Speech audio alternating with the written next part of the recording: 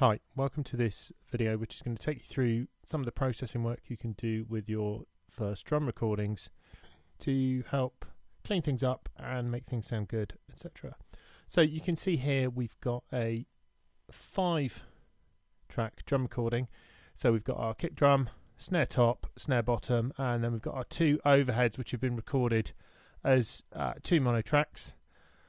Which isn't entirely convenient, but often for a lot of people initially setting up stereo tracks and the idea of handling those tracks in the VST connection window for a lot of people is a little difficult to handle initially, so we can deal with that anyway. So we can also see how you make editing these and processing them and slightly easier. So anyway, we are going to do a bit of basic processing to all of these tracks. If we listen to this, we can hear it sounds fairly basic. We've got each individual track is playing. So if we go through, we've got the kick drum, then the snare top, typical ringy snare top, snare bottom, fairly typical, having the snares themselves. Then the 2 overhead tracks, picking up pretty much everything else separately.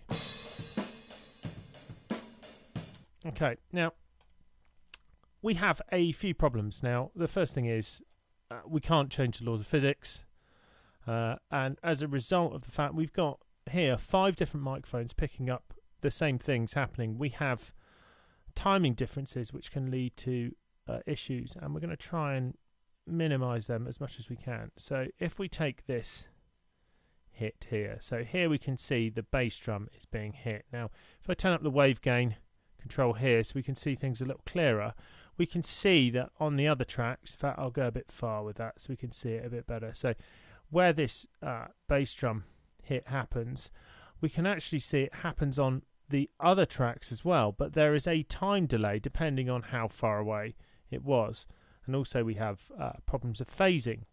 So with the kick drum mic we've got this initial positive hit, so it's going up. On the other parts of the kit it looks as if, certainly on the overheads here, it looks to have gone down, and it looks to have gone down on here. So we have an initial problem, which is that the kick seems to be sending an opposite message in terms of phase to the other parts of the kit. But on top of that as well, we have a delay. So we can see where we've got this initial hit here for the kick, it's a bit later on the snare top. It's not much later on the snare bottom, and that mic's the nearest mic other than the kick mic, so that makes sense. Then the sound propagates out, so it reaches the snare top mic, so we can see that a bit clearer there. And then it reaches the overheads much later. Okay, so we're a fair bit later there. You can see the timing of that. We need some way of dealing with this, and the problem we have is we can't just move things around. Okay, you can try it, but it won't go well, because if we move this around, we may have solved it for one of these mics or even this pair of mics depending on the distance, but we won't solve it for everything. The other problem we'll have is, while you may have fixed it for the kick drum, we won't have fixed it for the snare. So if we were to zoom out and then we find a snare drum hit,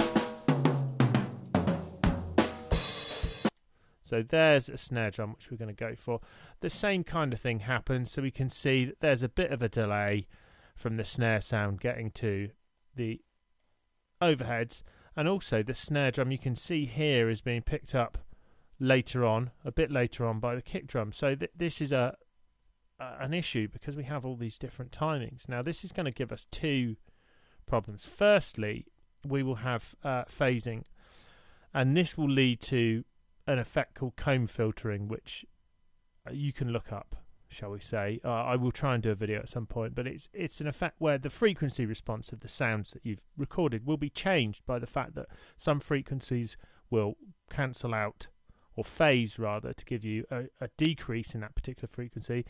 Other frequencies will be increased and some will stay the same. So we get this change in the tone that, if you look at it on a frequency graph, does look like a comb, hence the term comb filtering. If there is enough distance as well, or enough microphones, you can also get a bit of a smearing effect. So the timing of these things is enough not to hear it as an individual thing by any stretch of the imagination, but it will be enough to make it sound slightly sloppy and give you a strange sound to it. So we want to try and tighten this up. So the way we are going to do that is we're going to try and make it so that this microphone, the close mic on the kick, only picks up the kick. If we play that back as it is at the moment, we get the kick, but also with the snare. So I'm just going to set up a quick loop there, just to try and get this looping a little bit accurately. So if we set that to about there, that should be reasonably musical. And if I turn again the view up here, we can see there's the snare, there's the snare, there's the snare. So we've got high level kick drum but low level snare. Now we want to try and remove that as much as possible, and the way we're going to do that is with the gate. So on this track, we make sure we've got this track selected, we click inserts, and then we are going to put in a gate, and we pick the Steinberg default gate. If you're using some of the lower, I'm not sure what the term is, versions of Cubase, you may need to do this in VST Dynamics, which has several processors put together, including a gate section, but the controls are pretty much the same functionally for what we're doing. They will be. So I'm just going to load that up here. So a gate is like a sprung doorway. Okay, so once it's open, it will let everything through, but if it's closed, it lets nothing through. And the way that it works and the way that it selects what can come through is with the threshold. So if the sound is above the threshold level, the gate will be open and you will hear the sound. If it's below the threshold level, the gate will be closed and you won't hear anything. Okay, so just with the default settings, we can hear some stuff's getting through, but not everything. Okay, so we need to tune this threshold. Now, whenever you want to tune the threshold, turn the release all the way down. The reason being, a release time is how long it takes to shut. 150 milliseconds doesn't sound like long, but it's long enough to allow you to get confused about how you've set the threshold. So turn this all the way down to the minimum. And now what we want to do is adjust the threshold so that all of the kicks come through. So we can see that and hear that that first one's coming through. That one's coming through. The loud ones are, but the other kicks aren't. So we need to turn this down.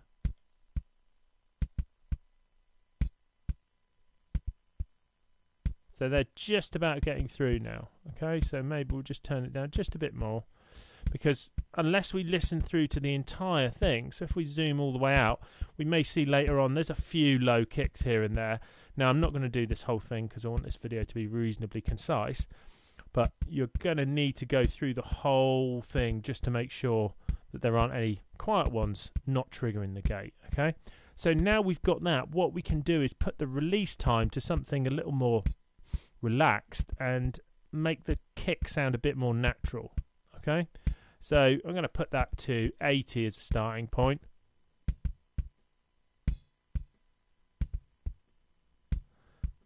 And we can hear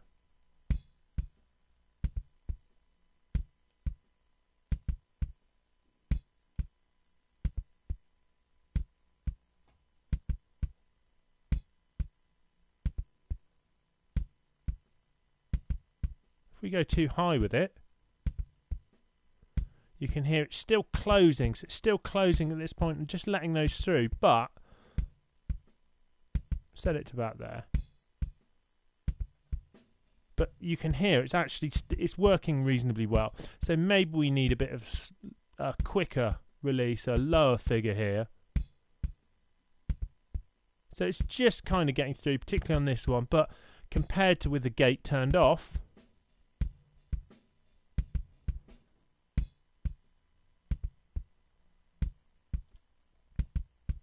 it's much better. Now we're going to do the same thing with the snare top.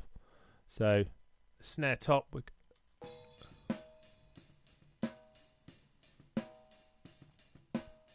again, we go to inserts. Under dynamics, we're going to find the gate. And here's our gate for that. I'm just going to get rid of the kick drum gate so we don't get the two confused. And again, set the release to the lowest it will go. Now, while on this part the snare is fairly straightforward, you often find that there will be little ghost notes, etc. on the snare drum which you have to tune the gate for, so it's often a little more of a fine-tuning process than just this quick change here. But once you've got that where you want it, again, we're going to get this to be reasonably short. And again, if you listen to that with the gate and then without, we can hear we're mostly just getting snare. And then we're going to do the same with our snare bottom.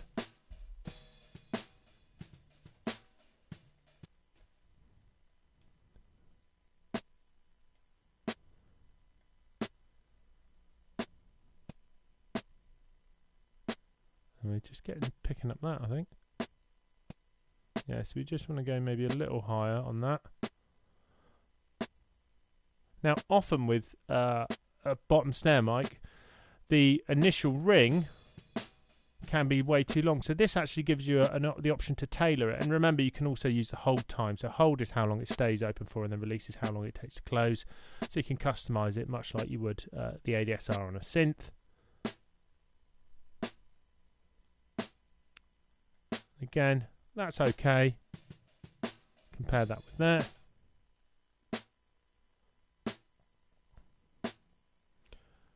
And now, if we listen to our, without the overheads, we can hear we've got much more separation between them and more control, whereas previously, that's what we had. So I'll just...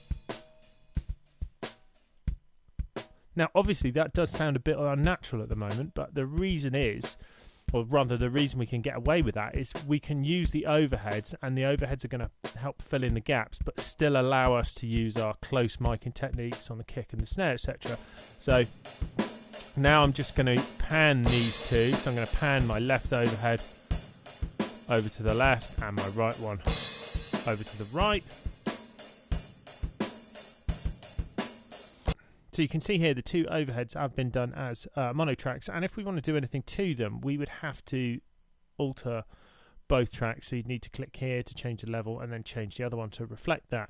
That can be awkward. So what we're going to do is we're going to group them together. Now, from Cubase 7 onwards, that's really easy to do. You would just click on both tracks. Then in the mixer, you would just right click here and you add group channel to selected channels.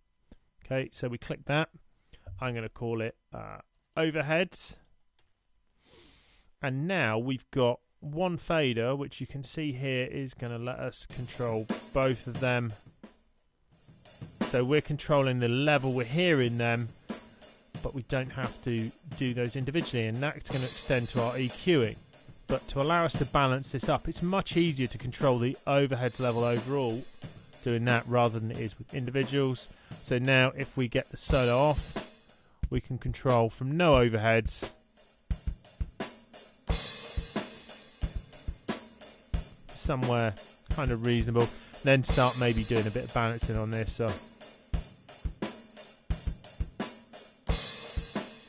So already sounding a bit more reasonable than it was before. Now it's time for some EQ. So EQing is definitely something which takes some practice to do, but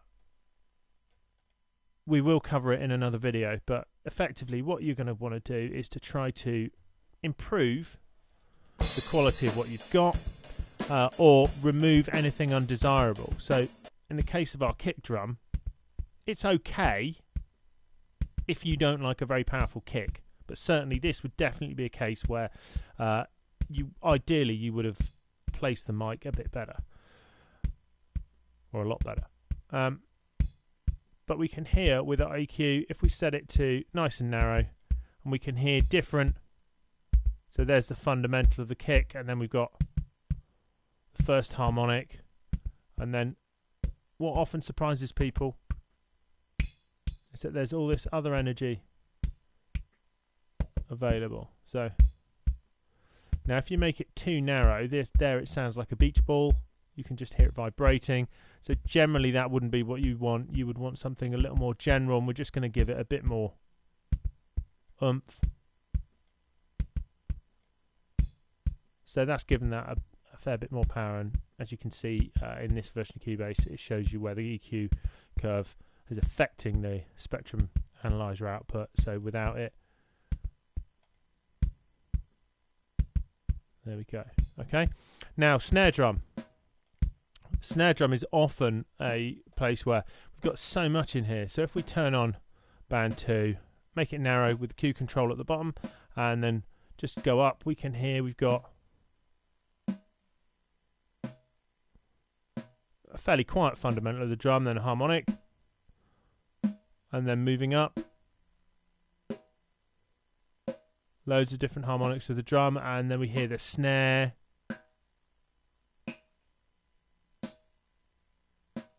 So we can go all the way up with that. There's plenty to pick up on. So if you wanted to add some power to the bass drum, to the snare drum, this would be where you would want to do it, whereas bite will come further up here. Now again, you wouldn't want to make it that narrow, and you wouldn't want to make it that much gain boost, but by adding in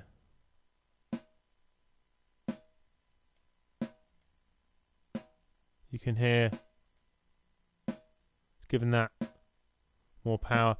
Often as well, it can be a good idea to use the high cut and low cut filters. So in this case, the low cut, we're just going to take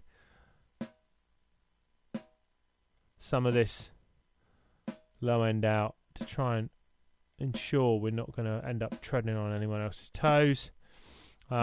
Snare bottom, same deal here.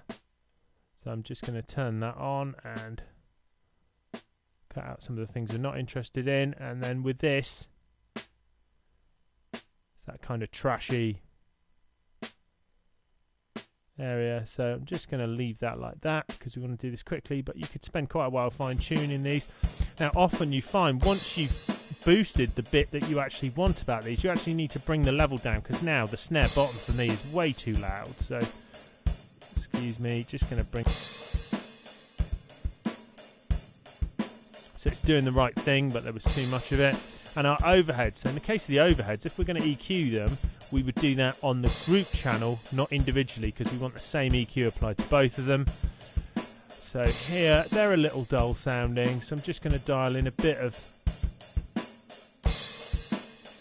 band 4, brightens them up quite a lot, and maybe think about turning on band 1 and bringing that down a bit, just to tilt it away from the ambient sound that we get from the overheads of the kick drum,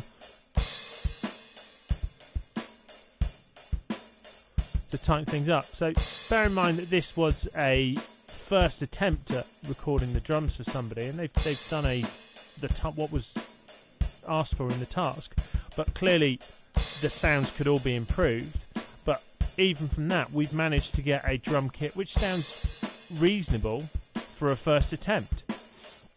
So the key points were to take these tracks, to gate them. So we've got an insert on our close mic tracks. So you can see the kick, snare top and snare bottom have all been gated with appropriate release time set. In this case, passing the overheads through a group track and then EQing appropriately for each part of the kit.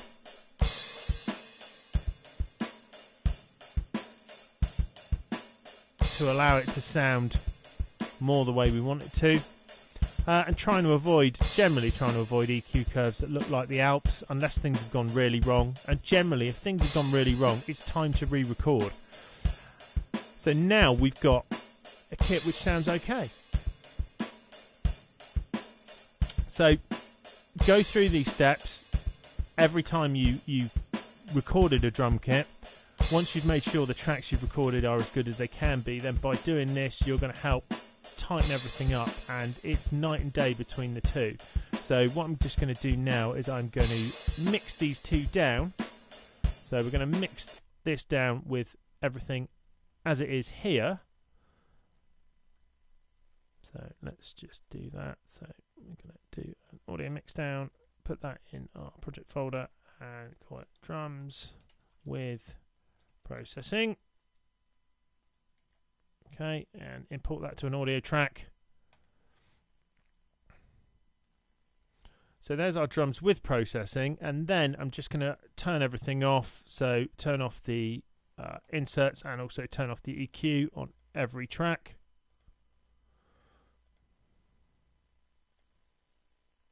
That's the pre-section, so you don't get that in the inspector. So if you've used that, beware of that if you're ever doing this kind of thing. So again, just turn the pre-section off, and then on those as well. So now we go back to that, and then just going to record that as well. So let's just mix that down, and then hopefully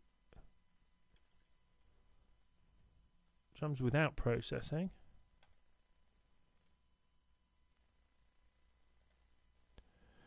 So now we've got our 2 tracks here. So if we mute all of the originals in here, so there's our without processing.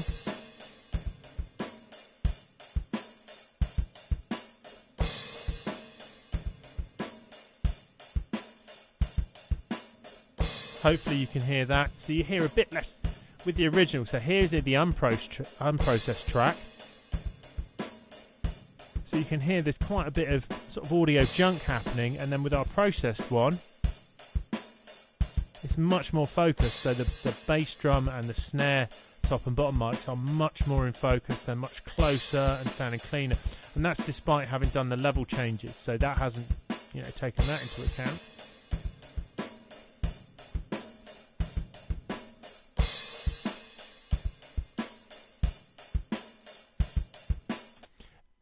So there's the process, and there's the proof of the pudding. Now, it's often a good idea just to do a mix down or an A/B test between what you've done and what you had beforehand, because it's very easy, particularly in the early stages of doing this kind of thing, to go down a blind alley and not really realise it and just keep changing settings, etc., without making a positive effect. So by doing this and checking objectively, or as objectively as you can do, checking between before and after, as we have done here, you can hopefully hear that there's a positive difference has been made with a few basic steps. And if you keep doing that, and obviously if this was a much better recorded drum kit, so with the mic placement having been paid much more attention to, and the kit having been tuned and damped appropriately, then these steps would have actually a bigger effect, and you can really work hard on it. And obviously the EQing was just very basic, very quick applied, but with some real work done on it, then you can make a huge difference and get drums which sound good, clean, powerful and tight every time. If you've enjoyed these videos and found the tips in them useful, then subscribe by clicking on the MTT logo in the corner now. In addition, visit musictechtuition.com, where you'll find tips, tricks and advice, as well as information about the books that I've written, Music Tech A-Level using Cubase 8 and the Complete Guide to Music Technology using Cubase 8, which have got a wealth of information, stuff that would take years and years of YouTube videos to cover. These are a great resource whether you're just getting started or you've been sequencing for a few years. They will allow you to take your sequencing, recording and production to the next level and give you a really well-rounded education in all aspects of music technology.